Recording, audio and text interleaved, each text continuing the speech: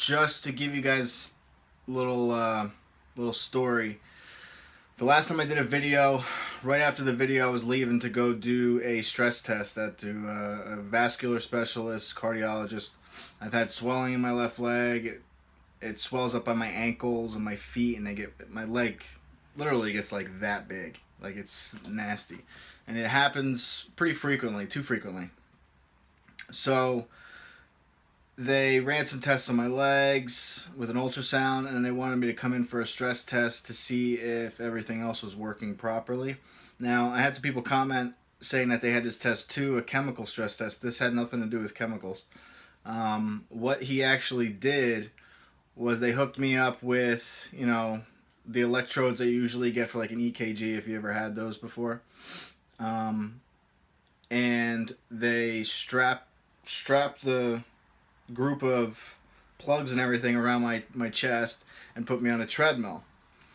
So when they put me on the treadmill and the doctor came in and I was talking with him, I figured in the back of my head, I'm like, this can't be anything intense because they have seen, like, this whole place is just senior citizens. Like, I'm by far the youngest guy in this place. So much so that the girl who was hooking me up to the electrodes was like, wow, you're really young to be here. What's going on? And I explained to her everything. So I get on the treadmill and I figure, all right, they're going to check my heart rate. They kept checking my blood pressure. They were reading my vitals and my heart or my blood. I don't even know what he was monitoring. He was at the computer watching. So I figured, all right, he's going to amp it up a little bit. He kept saying it's going to get a little faster, a little faster. So I'm like, all right, it's not going to get too fast because of old people. And I figure every test is probably the same. No, it's not. So here I am in there, Billy Badass, thinking I'm in like excellent shape and this is going to be a cakewalk. And this doctor, I swear, was messing with me because started out walking and I walked for like maybe 2-3 minutes. And he's like, all right, it's going to get a little faster. And I got like a little bit faster, so I'm walking like a little bit faster. And he's like, all right, it's going to get faster again. So it's like 2-3 minute intervals, it kept getting faster. So at like 6 minutes, it started getting fast to the point where I was like speed walking. It was so much, the treadmill was moving so fast that it was like uncomfortable to speed walk, but not fast enough to jog. Okay, so it was like real uncomfortable pace that I would never do on my own. And then he's asking me, like, are you feeling okay? He's like, everything's looking good, blah, blah, blah. We're going to go a little bit faster. I said, okay. So now I'm jogging. No big deal. 2 minutes go by. He's like, all right, we're going to go a little bit faster. So I'm starting to think, how fast is he going to make this thing go? So now we're going a fast jog. Then it was a straight out sprint. I was sprinting my ass off for 2 minutes. I thought I was going to die. I thought I was going to fall off the treadmill. And I swear he was doing it just to be funny. So after the test was done, I'm huffing and puffing. I get on the chair. They sit me down and they start reading my levels as I slow down. And they're checking my blood pressure like every 2 minutes. And they said everything was fine. Like, I passed the stress test. My heart's good. I'm healthy. Blah blah blah. But I left there sweating and totally in shock with what just happened. I did not expect at all for any of that to happen. So it was kind of funny. So today, what I want to talk about, pretty simple topic, and you would think it's self-explanatory, but it's, sometimes it's really not. When it comes to conversations I have, it's very normal for me to have a conversation with somebody and then I'll ask questions about their certain situation. The normal questions I've told you guys a million times is like, what have you been using? How long have you been using it? How much per day? That gives you a roundabout idea of like, all right, how serious is this abuse, addiction, dependency? How long have you been doing it? And what's the dosage per day? But then you start getting into more personal questions and you start asking about, you try to figure out where the person's head's at. Mentally, where are you at this moment? A key question would be like, why are you choosing now to get clean? What's special now? Why wasn't it yesterday, the day before? And a lot of times people will come to me and they'll say, this is it. This is the time. I've done it 6, 7 times. And I say, well, why now? Why is now the time? Did you not say that 6 or 7 times before that? What is different about this time? And usually people have answers. Then you have the famous word that I hate more than anything in the entire world when I'm talking about this particular scenario is the word but. So I'll ask a question and I'll say, all right, can you start now? Is now the time you're going to start? Have you already started? I haven't started yet. I'm going to start tomorrow. I'd really like to start today, but... And I say, okay, well, what's the but for? And they explain, all right, well, I have work tonight, and then I'm off for 5 days. Okay, that makes sense. But there's a very distinct characteristic that a lot of people will have when they contact me, and I know right off the bat that they're not ready to do this. They have almost like this backup parachute, safety net for themselves, knowing that, all right, I'm going to talk to this complete stranger, and I'm going to tell him what he wants to hear, which, you're just wasting both of our times if that's the case. And once I start questioning certain things, and you keep coming up with, I don't want to say excuses, because it's not really excuses, but it's backdoors, it's parachutes, it's if this doesn't work out, I could always do this, and that mentality is what keeps a constant relapse happening. It's that always, it doesn't have to be this time. I could say it's going to be this time, and this is it. But I know in the back of my mind that I could do this again. And if you think like that, eventually, you're going to lose. Okay? You have to go into the withdrawal all in. I mean, all in. And I've talked to people where I know it. I know they're all in. I mean, they're crying on the phone with me. They're done. They're exhausted. They don't care what it takes. They will go through hell to be done with this because the life they're living now is hell. So they want to just end it. They say, I don't care how much worse it gets. I'll get sick. I don't care. Just, I need this done now. Sometimes a breaking point happens. Something happens. They call it rock bottom or whatever. But the consequences of using far outweigh the positives. There's no love for it anymore. You build this hatred towards using.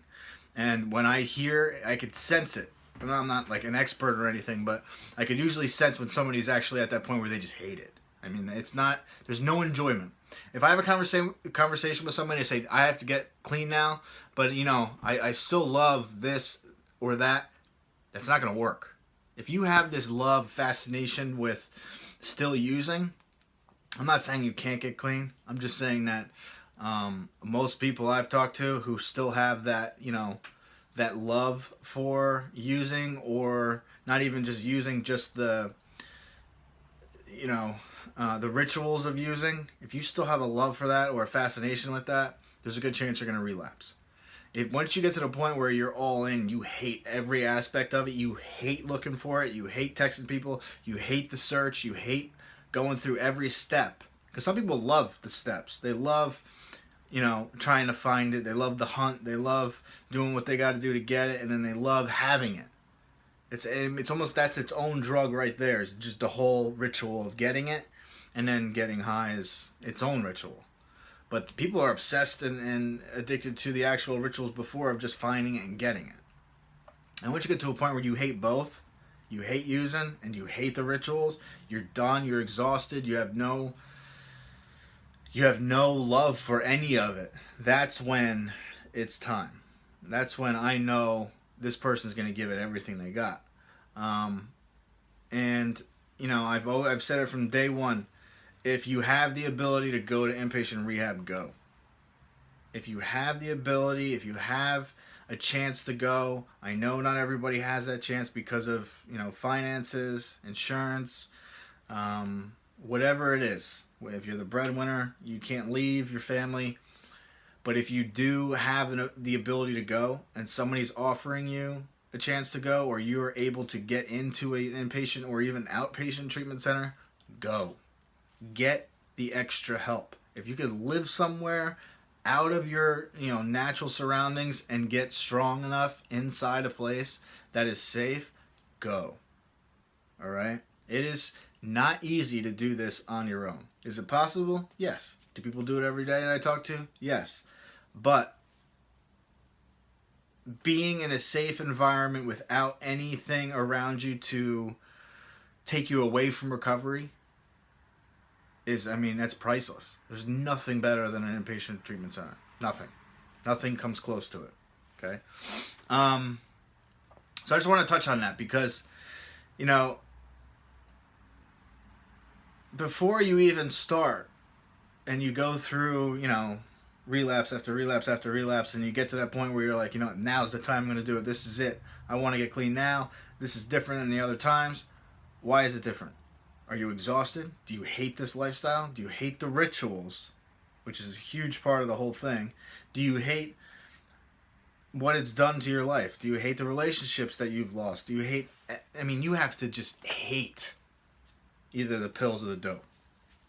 I still hate the shit. I hate it. I mean, the passion for it is 10 times worse now over the years because I've seen what it's done to not just, you know, like friends, but just people that I've met. And, you know, you just see the destruction it causes. And there's nothing in the world that's done what this stuff's done. There's just not. I mean, there's nothing. This epidemic that's going on right now, it's insane. I mean, I write articles every day. I research this stuff. I read like coroner's reports, and you know, there's towns that would have 8, 9 overdoses in a year that are doing 160, 180, 200 overdoses in a year. That's insane. Going from 8 to 10 to almost 200 in a year. That's crazy. So this is it's intense, and it's not slowing down, and that's why we still do this. All right. So questions and comments below. Write in some stories. You can email them at ryan@compsupport.com. If you have questions for a question and answer video, you can also email us to ryan@compsupport.com. And I will see you guys tomorrow. All right. So my stress test went well. I'm nice and healthy. My heart was working good. I was actually worried about my heart a little bit just because I'm a father now, and my father actually had a heart attack when he was 30. But that was drug induced. My dad had a huge cocaine problem and heroin problem when he was younger. But his heart attack, I think, had to do with cocaine. So I was worried about my heart just in case, you know, from my drug use. I was messing around with, you know, Adderall and speed and stuff back then. I didn't know if I did any damage. And when you have kids, everyone knows this. I was having a conversation, it's totally off topic. Well, it's kind of on topic. I was having a conversation with my father and my mother. Because I had this constant feeling or fear that I'm going to die. And my kids won't have a father. It's my biggest fear on this planet. Like, I am so terrified that something will happen to me and my son and my daughter will not have a father. And talking to them, they're like, that's completely normal. Everyone feels that way. My mom's like, when you guys were babies, my sister and I, when we were babies, she used to wake up in like a panic in the middle of the night, worried that something was going to happen to her. Like, so that put me at ease, but at the same time, it's like, why does this have to happen? Why can't I just be like, yeah, you know, like, oh, if shit happens, shit happens. It's just that you have such love for your children that you want to protect them so badly. And if you're not here to do it, I mean, there's nothing scarier than that. So if you're using, especially you're using dope and you're using intravenously, think about your kids. I mean, you want to be here to raise your kids. I mean, there's nothing worse than a kid losing a parent. There's nothing worse than that. All right, so well, the only thing worse than that is a parent losing a child. We won't go into that. But questions and comments below. Leave some advice. And I'll see you guys tomorrow. All right, thanks.